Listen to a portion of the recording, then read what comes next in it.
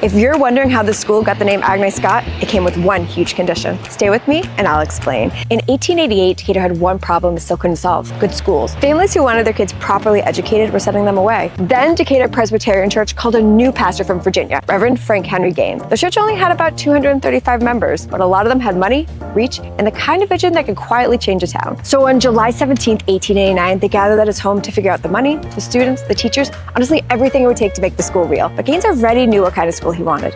He wanted it primarily for girls and young women, because he believed if you educated a woman, you could shape an entire family, not just one life. They sold stock at $50 a share, and in a short time, 107 shares were sold to 36 people. And the biggest believer in the whole thing was Colonel George W. Scott. On September 24th, 1889, Decatur Female Seminary opened in that rented house with 63 students. And then one conversation changed everything. Colonel George W. Scott called Reverend Frank Henry into his parlor and said the Lord had greatly prospered him, and he didn't want that prosperity to harden his heart.